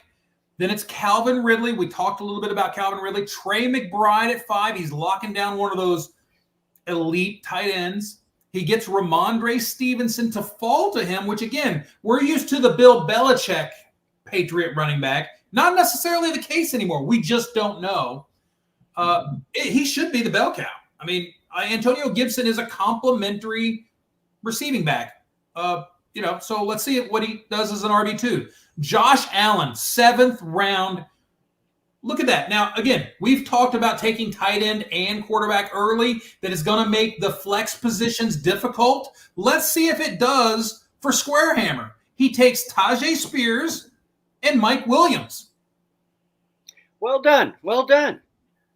I mean, I don't know about, you know what? I think I like Rashid better than Mike Williams, but Tajay is absolutely a viable flex play on a weekly basis. And Adam, I know, has been leaning toward Pollard over Tajay. I don't know why necessarily. I know we've had drafts together, and I lean toward Tajay. You lean toward Pollard. But number 2, what's his name? I'm sorry. That's Ashraf Ibrahim. Ash. Okay, Ash. Good old Ash. All right. The cigar smoker. The Ash cigar smoker. That's right. Yeah. Is that why his name is Ash, or there's no correlation? No, I like the build. You know, gets his. He's building on Christian McCaffrey. Gets 3 receivers. Gets maybe the tight end 1. Gets probably the QB 1, and then he just fills in the rest here. So and he's got time to wait on Hockenson to get back. Every one of those wide receivers that you look at there, that 4.11 range, there's some questions about. And I think he took one that he felt probably safe as the safe wide receiver 3 there, because Watson's not safe. Marquise Brown is probably not safe. Jaden Reed is in a crowded situation there. It's probably Tank Dell, another crowded situation, but brilliant. Rashid Rice, even if we go all the way down to 5'11", I mean, those are your options there, even at that Calvin Ridley 4.11 spot. And so, look, you've got your 3 wide receivers. You get Mike Williams in the 9th round. I think he's a Jets fan too, by the way. So bravo to you for believing in Mike Williams. I believe in Mike Williams. We believe in Mike Williams.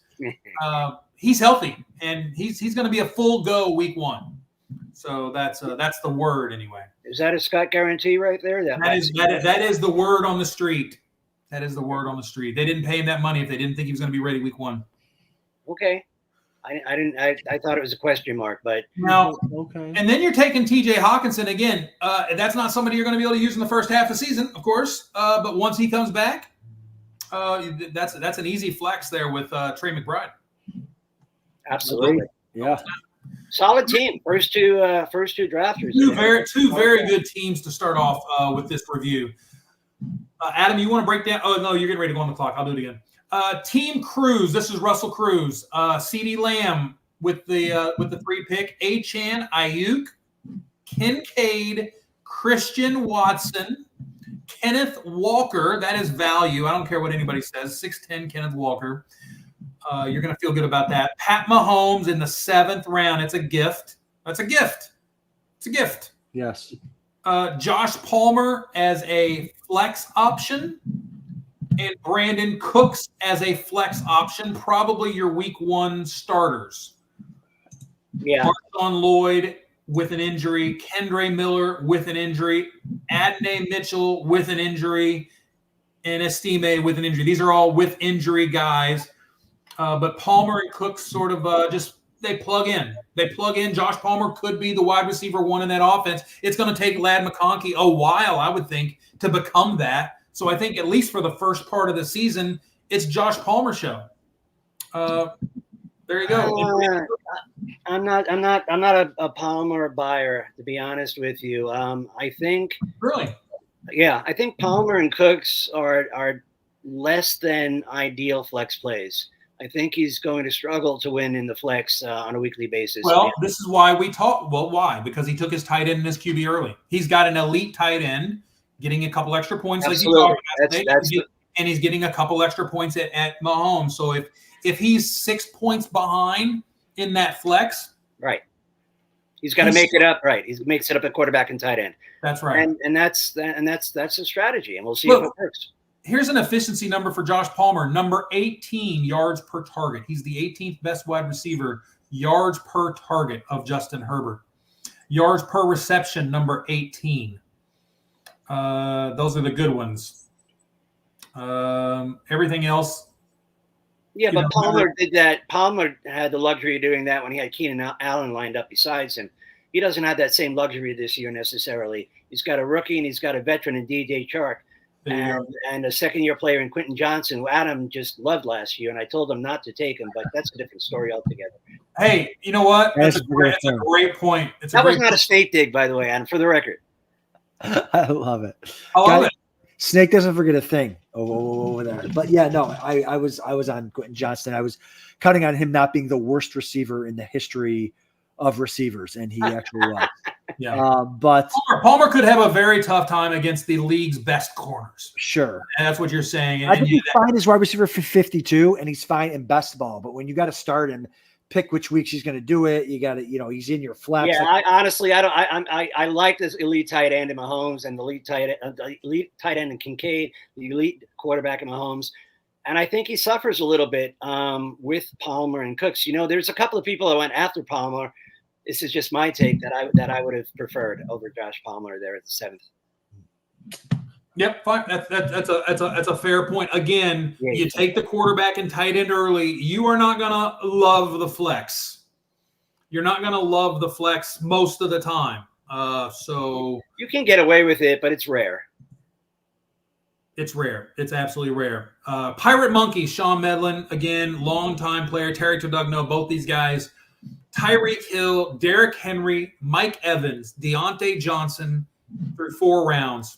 Love it. Those are guys that, steady veterans, nothing to be afraid of with any of those guys. Keenan Allen in the 5th round. If you're the Bears and you're Caleb Williams, you have to use this guy. He's a 1-year contract. He's a hired gun right now. This is the guy that, the veteran Marvin Harrison-esque type player in Keenan Allen. I've always said that.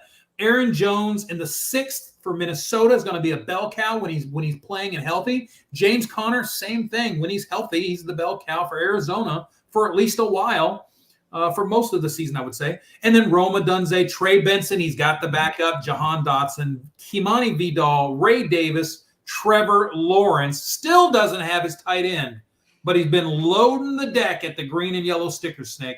You know what's interesting about that, Scott and Adam? If you look at his first 7 picks, they're all kind of like veteran, kind of not high ceiling, but high floor kind of guys. And then you look at the 6 picks after that, and there's a bunch of rookies. So he's really gone from one spectrum from one end of the spectrum to the other end of the spectrum, which is an interesting mix. Well, so look, his flex options, Adam, are James Conner and Keenan Allen. Great. Right? Now the question is, who's he going to start at tight end? Is somebody going to snipe him here? He's got 1 pick before he's going to grab it. Maybe he grabs a tight end, but maybe he passes because everybody's got their 2 tight ends here, 2 tight ends, Dalton Kincaid. If there's only one more that may go here, he may pass again, but why? Why would you pass at this point? You're pretty deep everywhere else. You go ahead and grab your tight end, maybe to grab 2 here because you've waited so damn long. I mean, it's the 14th round. Grab your Tyler Conklin and let's go. Come on. Why does it have to be a Jet, though, Scott? Well, because it's it's Aaron Rodgers, Tyler Conklin. Come on. Of course. But you see that dichotomy of veteran, solid, steady players, and then he goes for the rookies that are unknown. Yeah. I think that's an interesting call from one half of the draft to the other. I like it. Well, yeah, because if you're going to take a risk, he's the type of guy, if you're going to take a risk, it's going to be late, and he didn't take risks. There are no risks in those first really 5, 6, 7th round. I mean, a lot of times it's missing a little oomph. It's missing a little upside, electric type upside in those 5th through 7th rounds. But he gets that electric upside in the 8th. He gets that late season push and surge with Trey Benson, perhaps. And look, he passed on tight end again. Look at this, Troy Franklin. I mean, how are you going to pass on a player that you have to put in your lineup every single week for a Troy Franklin? Well, unless he's got them all clumped up together in the next tier, then I can understand it. I don't have access to seeing what tight ends are available right now, but that would justify it. If he's got them all together, whether it's 5 or 6 guys in the same tier, I can understand it. I can understand that move. That's what he's got. That's what he's looking at, and it's probably what he's been looking at. He's looking at Jonnu Smith, Juwan Johnson, Chig, Hunter Henry, Cade Otton. All these guys just are guys to him, The only reason I don't like that team, to be honest with you, is because he picked my bust, Scott and Adam. Who was that? Who is it? I just said it. Trevor Lawrence. Wait a minute. Oh, listen, we're gonna have to have you on then when we do we already did the quarterbacks, but Jody, but because like he was saying, it's a full-time fantasy darling over there. Is Trevor Lawrence? Did I miss some Dalton Schultz news that I didn't know about? No, but I don't think so. Why? No, I mean, Adam, why did you pass on Dalton Schultz for Luke Musgrave when C.J. Stroud thinks so highly of him? Yeah, that's a good question. I was torn between the two. I wanted more of an upside play with Musgrave. I think he could be that tight end that breaks out. I think Love loves Musgrave, and I think he's going to break out. And I think that Schultz could be the odd man out there. I mean, they added Stephon Diggs. I mean, how many Diggs, Dow, and I already had 2 Texans. I didn't want a third. It's just this isn't best ball. No, wait a second, Adam. I'm sorry. I've got to call you out here for a bit. If you think that the wide receiving core of the Texans is crowded, you cannot veer off course and not say the same thing about the Packer wideout core.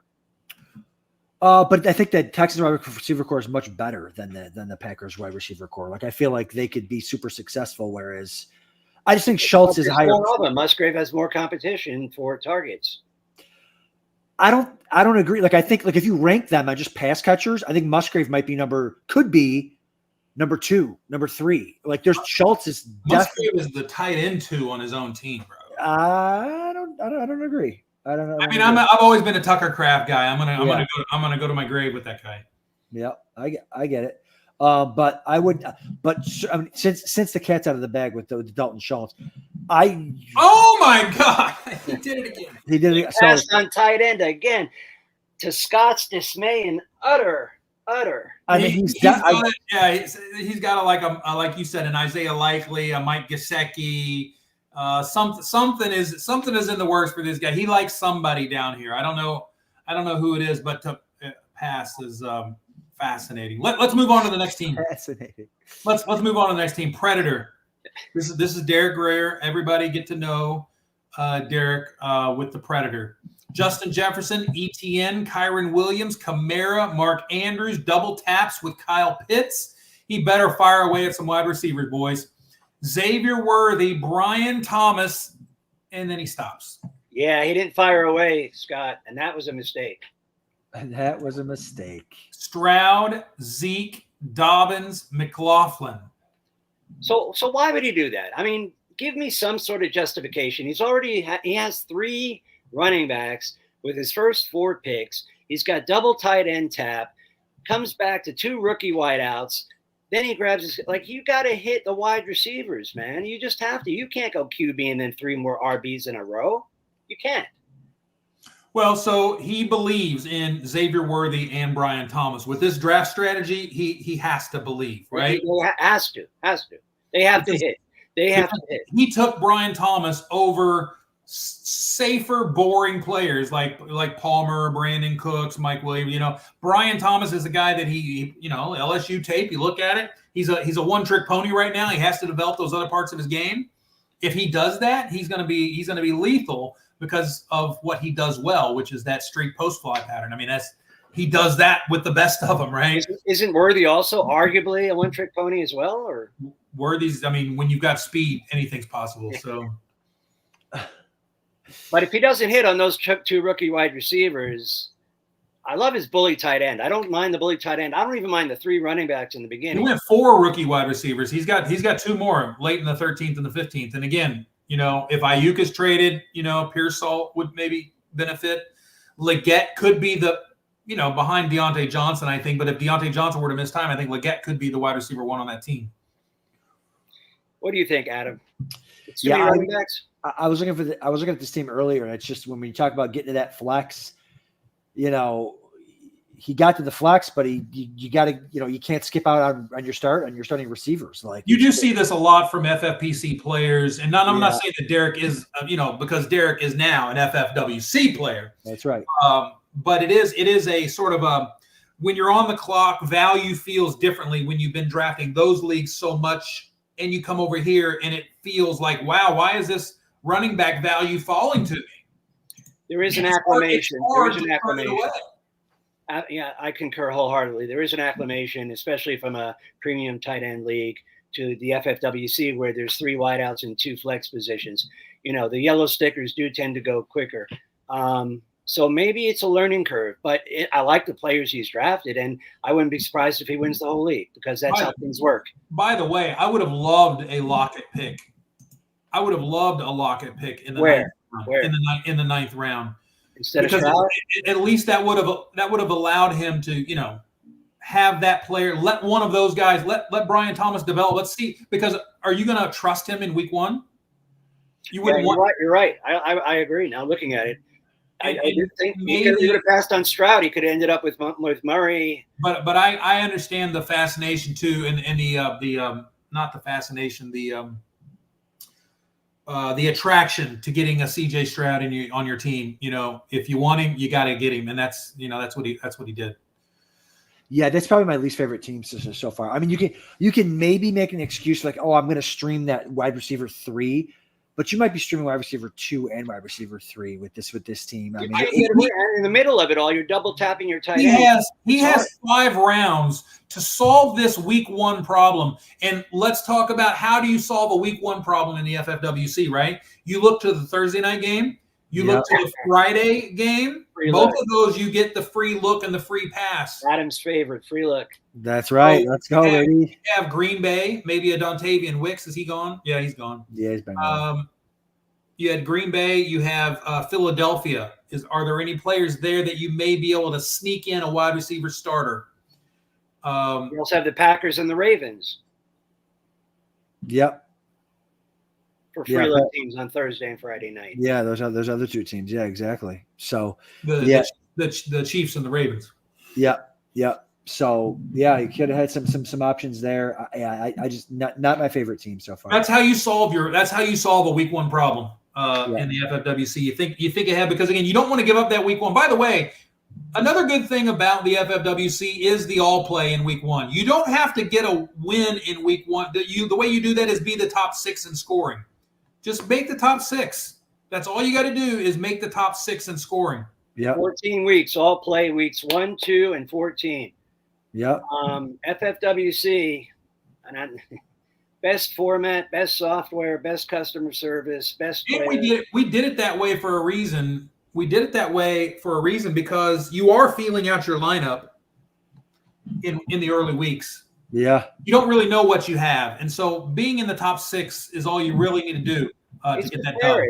It's the fairest way to do it. I mean, how else would you do it? You're going to play the same. You're going to have one owner play the same owner twice or 3. I mean, there's no other choice, really. Yeah. All right, let's look at the doors. Tom Northrup, 5 wide receivers start: Amon-Ra, Devontae Adams, Michael Pittman, Terry McLaurin, Marquise Hollywood Brown.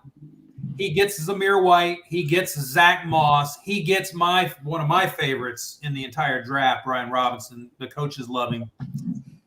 Jordan Love, Jerome Ford, Charbonnet, Burton, love him. Wilson, love him. Roschon, and the Cowboys kicker, Aubrey, who kicks a ton. Okay. So he's got us, when you're doing 5 wide receiver starts like that, you're expecting to start McLaurin and Marquise Brown in week 1. You're starting Zamir White and probably either Zach Moss or Brian Robinson, one of those 2 in week 1. Yeah, that's a tough call. That's a coin flip right there. But I'll tell you what, for starting out with a 0 RB and going 5 straight wideouts, I think the next 5 wideouts he took are certainly more than capable of filling out the 2 starting positions and 2 flexes. I mean, I'm not a Zamir guy. I'm not a Zeus guy. I'm with Adam. I'm against you, Scott, on that. Ford looks to be a starter until further notice. And I think Charbonnet, actually, I'll say it, he's a better running back than Kenneth Walker. There you go. That's a hot take. That's a snake take. That's a snake take. That's a snake take. I love it. A verbal snake take, not a Discord written one. he's firing away. When you go 5 wide receivers, he goes 5 running backs, and he gets Jordan Love in between. And so he's another team that doesn't have a tight end, and he waited also past the 16th round to take Tyler Boyd. Why you need Tyler Boyd when you have – I mean, I don't know. I mean, look, you have to start 2 – you're probably starting 2 wide receivers all year long. But then again, he's got 3 running back options right there to choose from. So – it's a solid build. I'm just wondering why these guys continue to just deny that the blue sticker matters.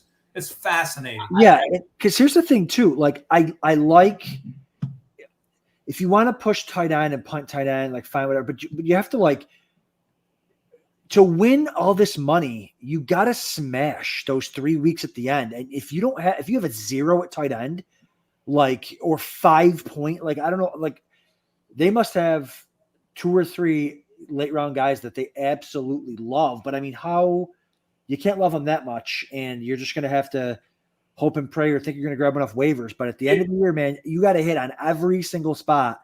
Right. And if you're taking a 0 at freaking tight end, good luck. That's what I said. Maybe you believe in the resurgent career of Mike Gesicki with Joe Burrow, handsome Joey with Joe Burrow, even though we didn't see it last year in a pass-happy offense, which. Yeah, but he didn't have handsome Joey B. That's a different game altogether. Mike, sneaky pick. Maybe it's the is Hayden Hurst still out there for the Chargers? I mean, maybe it's something like that. He's where not even listed as a starter. Disley is actually on the depth chart, so I mean, it can change from now until the opening game. But I don't have access to the tight ends. I can't see who's there. But that's how many rounds are we? What are we? 15 rounds. He doesn't have a tight end. 16. Yeah, I would recommend that strategy. He gets Wiley just took his 3rd tight end in Conklin. Now that's going to hurt one of those 2 guys. That's a guy that you would like to look at. Okay, let's keep going. Again, it's a great build. It's a great build for a 0 RB team. This is Mankind Nation. Sorry, I'm bouncing the board around so much. Bijan Robinson, Chris Olave, Malik Neighbors. Ascending in drafts. Chris Godwin back to the slot this year. Gotta love it. Yep. James Cook, another value RB that I think players are just going to absolutely love in the 5th round. Evan Ingram, Curtis Samuel, who should be a stud in that offense. Jacoby Myers, Devin Singletary, Chase Brown, Kyler Murray, Ty Chandler, Wan'Dale Robinson, Justin Herbert in the 14th round, Ravens, Elijah Mitchell. There we go. I like this team. I like the build. I love the first 4 picks. I love Samuel, Ingram, fine, tight end 6. My bust in the chat was James Cook.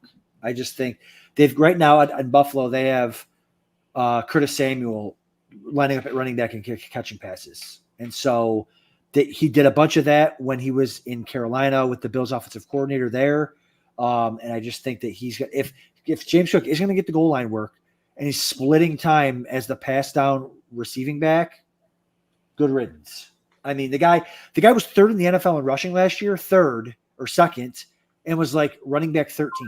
Like he's not getting better than that. Well, he dropped 5 touchdown passes during the year. Sure. His hands suck too, on top of it. Good point. I mean, if he only caught 3 of the 5, he would have been up there. He would have been higher ranked running back.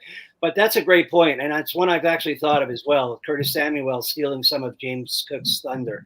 I'm staying away from Cook. He's a sell for me this year. And yes, Scott, you're right in the fact that he went in the 5th round, the 5th. Yeah. But he still was RB14. Like RB, you know what I mean? Like his ADP is RB 14, 15 in there. It's not like he was a high RB too. Yeah, right. So I don't understand what we're complaining about. He was RB 11 last year, right? Yeah, but he was 3rd in the league in rushing. He's not going to be 3rd in the league in rushing again, and he doesn't get goal line work, and he doesn't get the receiving. It was 230 carries, but 230 is not reasonable for him. Maybe. Yeah, but the pass production is going to drop off. I mean, he's also 44 receptions. He could get more this year. Or he could get a lot less with Curtis. Get a lot less. Yeah. That's what Adam's saying, and I tend to agree. Yeah. With who? With Curtis Samuel? You're saying out of the backfield? Yes, he's lining up there all. They've been in camp for 3 days, and all they're talking about is how Samuel's out there playing running back. So I'm not going to put much faith into 3 days of training camp talk. Sure. But even before that, the fact that they acquired Curtis, I think he was going to steal some of Cook's thunder coming out of the backfield and catching balls. Interesting. Okay, how many balls did he catch for other teams? Curtis? Yeah. When he was in Washington in 2019? I mean, out of the backfield. When he was with, I'm trying to blank on the Bills O coordinator. What's his name? The Bills O coordinator. When he was in Carolina with Curtis Samuel. Oh yeah. It was excellent. Brady, yes, I should. Yeah. Again, I don't. Bills offensive coordinator. I know, guys. It's 10:30. Yes. I'm very forgetful, but no. I mean, again, James Cook he's safe, I guess. But like, if I'm taking a running back 14, I want him to have a shot at a top 3 fantasy running back. And last year he was 3rd in rushing and finished RB11 and didn't miss a game. Well, Josh Allen stole quite a few touchdowns. We know that. And he's going to continue to do that. He was like RB 18 or 19 in points per game. He finished RB 11 because he didn't miss a single game. Like Cook was frustrating last year too. I mean, he finished at RB 11, but he wasn't too consistent from week to week. I can tell you that for a fact. Well, look, it's a great squad, especially when you also have Devin Singletary down there. You got Chase Brown, it's a good team. It's a good team. The best back in Cincinnati. That's a really solid build, and that's a contender for sure with that build. One of probably my favorites so far, actually. Okay, Jahmyr Gibbs, Isaiah Pacheco. This is Team Meyer and Henry. Sorry, Jahmyr Gibbs, Isaiah Pacheco, Nico Collins as his wide receiver 1, Christian Kirk as his 2, Joe Mixon as his flex RB3, David Montgomery as a flex perhaps at RB4. Keon Coleman as the wide receiver 3 right now. And then he goes Mostert, Richardson, and Njoku. He's not trying to solve this wide receiver problem that he may have. Demario Douglas could be the best receiver in New England. Polk could be the best receiver in New England. Demarcus Robinson with an injury. You might be able to put him in your lineup. Caleb Williams, DJ Chark, an interesting pick there. Nobody's really taken Chark, right? Luke McCaffrey, another interesting upside pick, and Devontae Walker, the rookie. Adam, would you feel good and okay about Keon Coleman as your wide receiver 3 going into week 1? Probably not. I mean, I would have liked Samuel, and Samuel goes to pick right in front of Coleman.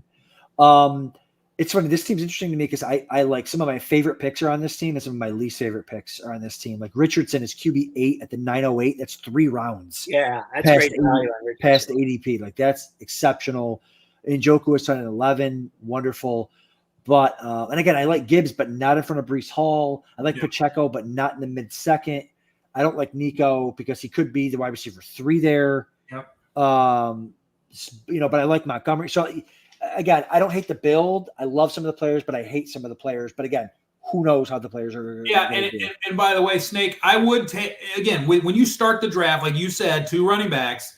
You fire away at those wide receivers, Nico, Kirk. That you did your job. You're like, okay, I'm going to fix this problem. But then Mixon falls in your lap, and if you think he's but then, that's okay. So that's forgivable. I see that dilemma. I can see him taking Mixon.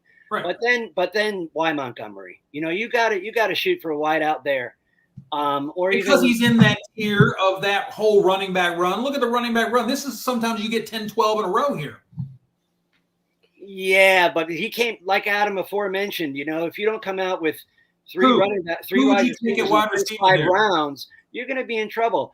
My man right here has 4 running backs in the first 6 rounds. But 42 of them are off the board by the time he takes the 6th round pick. So what do you want him to do? Well, instead of taking Montgomery, why doesn't he take Pitts or Ingram? Even that, I would.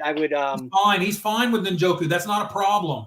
So you're trying to solve his wide receiver problem, but he can't because 42 are gone. So what? I'd still take Worthy or Sutton or Samuel over Montgomery, given the fact that I have 3 wide receivers in my first 5 rounds. There you go. Fair enough. It's one of those 3. Adam, you have to agree with that, no?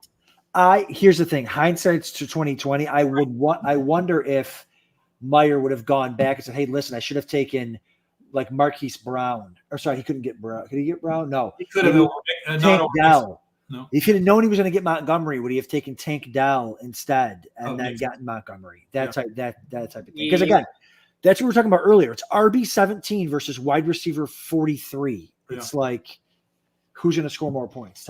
But by the way, aren't you completely thrilled with a Richardson and Njoku waiting for the 9-10 turn to get your quarterback and tight end? Sign me up for that all day. Yeah, absolutely. Yeah.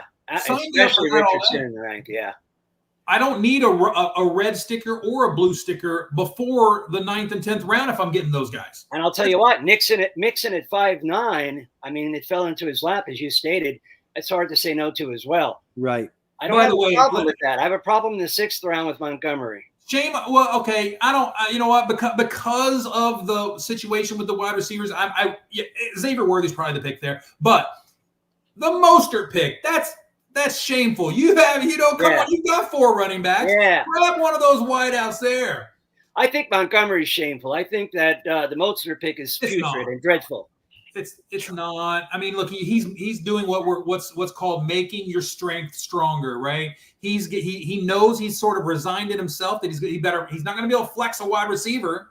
You better flex a running back, and if you don't flex one here, you're not going to feel great about it at 7-8. Well, unless you're taking, Come on, man. Come on. But he also has Gibbs, so like it's not even optimal to take Montgomery because like I understand handcuffing, but there's a strategy to it, but it's also not optimal. That's true.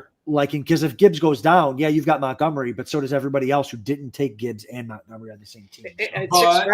But he also plugs it right back, and he's got his first round pick back. I get it. No, I get it. Yeah, but 6th round capital. I'm sorry, that's too high to get to we used to do that, by the way. Snake, think back to Priest Holmes and Larry Johnson.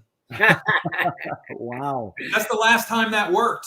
Wow. No. Maurice Jones-Drew and Fred Taylor. Oh man, it has worked before. Adrian Peterson and who was the guy there before him?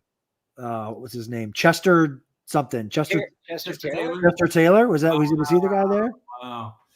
All right, 4th and inches. Breece Hall, Saquon Barkley, another RB. Beautiful start. I mean, that's nasty. Breece Hall, Saquon Barkley. Oh, that's a New York start. Oh boy, right there. DJ Moore, Zay Flowers, Jaden Reed, Jackson Smith, and Jigba James. That's how you do it, my man. That's how you do it. If you're going to start 2 running backs in the FFWC, you fire away at the wideouts. Yeah. And then Ferguson, but then he's not done. Lockett, Judy, you fire away at him. You fix the problem. Well done. He's going to suffer from running back depth. I don't know. I got a second QB before a running back, and then he got it. See, everybody's going too far on one position. It's not as balanced. But you cannot not like that. I mean, his 2 running backs are dynamite. Well, but his flex options are one of the Seattle wide receivers in either Jameson Williams or Judy. Again, this kind of a build is an odd one because you don't feel good about either of your flex options. Why not? Why not? You feel good about Njigba week 1 as your flex? Yes. What about you, Adam? Yeah, Snake and I are big Smith and Jigba guys, but I'm okay with him. Okay. All right. And Edwards might be the number 1 carrier in LA. So Gino, then if DK Metcalf's being drafted, the Lockett's not a safe starter. Then obviously is what you're saying. One of the 2 will be. We're just thinking it's JSN. Hopefully we're right, but if it's not, it'll be Lockett. Interesting. Okay, fair enough. All right, so that's a personal taste there. And then Jaden Daniels and Tua. You've got the combo there. You've got the Ferguson Dalton Schultz stack there. By the way, did our boy ever get a tight end? Oh, he did. Double snap. What do you get? And Chig and Ben Sinnott. Yeah. And the Doors got his tight end. It's gross. Jonnu Smith in the 19th round. Team Krautwurst, Garrett Wilson, Drake London, Devonta Smith, Stephon Diggs, Tank Dell, Jalen Hurts, Jonathan Brooks, Tony Pollard, Blake Corum, Goddard, Jalen Wright, Tyler Algier, Shuba Hubbard. Hey, by the way, you got your week 1 starter if Jonathan Brooks isn't. That's what I did. That I had to do that there. Normally I don't do that, but the roster. I love all of the running back picks in a vacuum, but on the same team, it's really difficult because I might not like I have probably Pollard as a week 1 starter, but Tajay's there. Like I needed to guarantee like Chuba some points if Brooks is on the very smart pick. on the absolutely pump. Very smart pick. You had to pick Chuba after going Brooks there. I think everybody should actually who's drafting Brooks. Right, for sure. Adam, I know you're super sensitive to criticism, especially when it's coming from Snake. So I've got to watch my words carefully. That's right. But I'm a Garrett guy, and I can't fault London, although Scott would rather have Olave or Devontae. The other Devontae Smith in the third. You love your boy Diggs. Boy, you are really on him. You're not going to get off the Diggs train, are you? Not in the fourth. Not in the fourth when he could be the number 1 receiver there. Okay, so how do you feel about having the two Texan wideouts? And I know you badmouthed Nico a little while ago. So we talked about this 2 weeks ago when I was on your show and we did a podcast together. You had stated that it's going to be 2 out of the 3 receivers from that Houston team that justifies their ADP by pick, and that 2 are going to hit each week, and most likely it's going to be Diggs and one of the others. And you're thinking the other is going to be Dell as opposed to Nico more times than not. I just think I like Dell at wide receiver 38 over Nico at wide receiver 21. I mean, and the ADP, like Dell normally goes 8 or 9 or picks ahead of this spot. So I was happy to get him there. So yeah, I just think that it makes sense. And I think, listen, no one knows what's going to go on with Stephon. No one knows Nobody knows anything, really. No one knows anything. But I think Scott honestly said it best. Like a month ago, we were doing this. Like we might look back and see Diggs in the 4th round and be like, "What were we thinking? Like, why did we let Diggs get to wide receiver 26 when he's so good?" And like he's not going to be a top 3 or 5 receiver, but you could see him finishing as a wide receiver 15 or something like that. So, and then the other side of the coin is, Adam, to play devil's advocate here. Again, Diggs is the new kid on the block, and he might be odd man out because Stroud loves Dell. Even when Nico's on the field, he favors Dell. Well, yeah, but Nico gets the benefit of Stephon Diggs because the best corner, when he steps on the field, he's guarding Stephon Diggs. He commands that attention, and Nico hasn't earned that from a corner. That's interesting. You think that opposing corners are going to put their number 1 on Diggs? 100%. 100%. Yeah. That Diggs is the alpha on that field, and he knows it. Stroud knows it. Everybody knows it. Yeah. So Dell will benefit from that too. Good build, Adam. A.J. Brown, Marvin Harrison, Amari Cooper, George Pickens, Rashee Rice. That's the 3rd wide receiver 5 start of the draft. He gets Jacobs, DeAndre Swift, Javonte Williams, and Nick Chubb out of his 4 running backs that he waited on. And he gets Lamar and Kittle. Now, does he have a tight end too? Yes, he does. Cole Kmet. It's a solid team right there. Brian knows what he's doing, bros. I think that's the best team I've looked at thus far. Sorry, Adam. He's got it all. Yeah, no, it's fine. Listen, he gets Jacobs. He steals him. I would have taken Jacobs there. Look at the wide receivers that he's lining up. He's just flexing on people. Well, Rice is a big wild card. So even if Rice is suspended for multiple games, he's got 3 starting running backs. I mean, getting Javonte Williams is that's insane to go at 9-11. Are you kidding me, man? It's a very similar build to what you did. I mean, the teams are very, very similar in that regard. I just like his running backs better. Me too. Yes. His running backs are better than yours, I think. I like him better. We'll see at the end of the year if we're right or not. I've got a ton of Javonte Williams. And by the way, I like his wide receivers 6 and 7 better than yours too. Oh boy, don't go there. Let me weigh in on this. Again, those are in a wide receiver 5 start team. They're starters on those flex weeks. So 5 weeks, you're going to start that 6 or 7. Wicks and Mooney versus who? Rondell Moore and Javon Baker. No, I like Wicks and Mooney better. Yeah. Well, he got him 2 rounds earlier too, so it's really not a fair. I like my quarterback better. How does that sound? You like your quarterback better? I don't know. I don't know. Listen, don't start. I don't know. Okay, final team, Dingo's dream team. Another high-stakes veteran here, dominator. Puka Nacua, Jonathan Taylor, double taps tight end, Laporta and Kelsey Snake, DeAndre Hopkins, Ladd McConkey. Okay, so if you're not starting him week 1, which you may not, so Najee Harris is your RB2, Jordan Addison would Not be in starting there. him. Probably not starting him week 1 either. Probably. Well, I don't know. Are we counting on that as a suspension to start the year?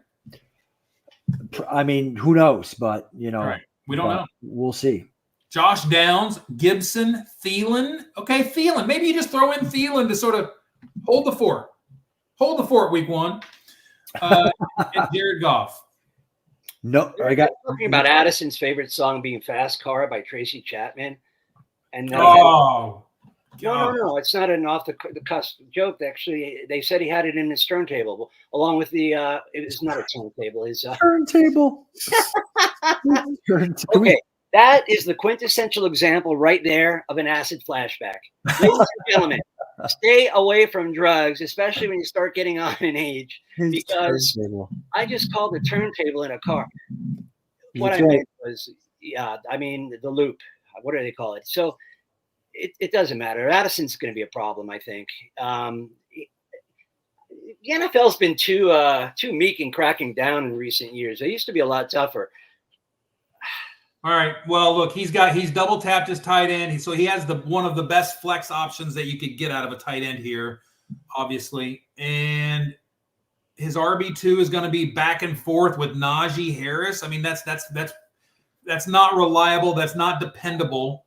But it is doable. It is doable. It's not reliable or dependable. And then if you're forced with that as your situation, you would like to think that you could count on your wide receivers. And I don't think you're there yet. I don't think you're there yet with that build. Who did he pass up? Which wide receivers did he pass up to get Addison?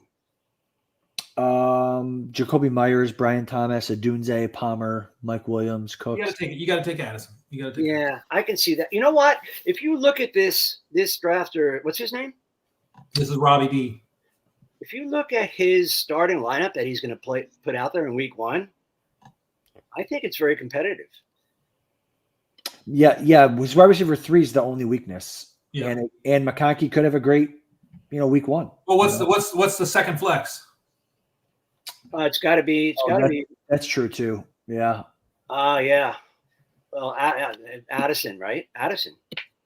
If Addison's active, it's Addison. And this is a team, like Scott was saying earlier. This is a team you'd like to see, like, try to play that Thursday, Friday game type of thing. He's got Kelsey, and that's it on the free look. But you're planning on starting him anyways, so. If you're going to double tap on tight end, you have to hit the wide receiver position harder. So even though you got Harris as his RB2, who did he pass up at wide receiver to get Harris as his RB2? Harris. He could have came back with Javonte Williams. I mean, he could have came back with a similar RB2 to Najee and picked a better wide receiver out. But that's waiting a long time for your running back. And I probably would have waited at quarterback even a little bit more. Just kept firing. Yeah. Just kept firing. Don't take Dak there. Take another one. But take a Rashid Shaheed even. Like a wide receiver 2 for New Orleans or. Yeah. But you know what? Being in the foxhole with bullets whizzing past your ear, and you're in the 7th round, and you've got one running back, and you double tapped on tight ends, and you're short on wide receivers. He decided to get his second RB as opposed to. I'm okay with the Najee pick. You have to solve that problem at some point, but yeah. Look, it's all going to come down to Lab McConkey. If Lab McConkey is Herbie's guy, he's fine. He's got a 5-6 catch guy there in week 1. He's fine. I mean, you have to start Lad and Addison suspension, both of those things. And by the way, Downs is a capable wide receiver of starting on any week. I mean, he really could be that startable guy that you plug in there. We don't know what Mitchell is yet as a rookie, but Downs is a startable guy. So, that's true. I'd agree with that. And so is Thielen, by the way. Even though we're not attracted to the buzz of Thielen, he was very capable all year last year. Deontay comes to town, great. Leggett comes to town, great. But Thielen's still going to get his. He's still going to get some in that offense. All right, guys, this was a fun draft. We will do that drawing. Put together the Roy was always good at helping with that. Putting together all the picks there in the chat. We got to get those gathered up, and then we can do a wheel spin for a winner of a Las Vegas Fantasy Championship for giving us a bust. Thank you all for participating in that. Adam, thank you for hosting. Snake, thank you for co-hosting. Thank you so much. Pleasure to work with you guys again. fulltimefantasy.com. Get the draft kit, and you should be able to find the Pro Forecast magazine newsstands everywhere. By the way, my best team is pick 11. Team 11 is my favorite team here. I got to go with Team 10. That's all. Perfect. Me too. Me too. No bias involved. Appreciate everybody. We'll see you in the lobby. PlayFFWC.com.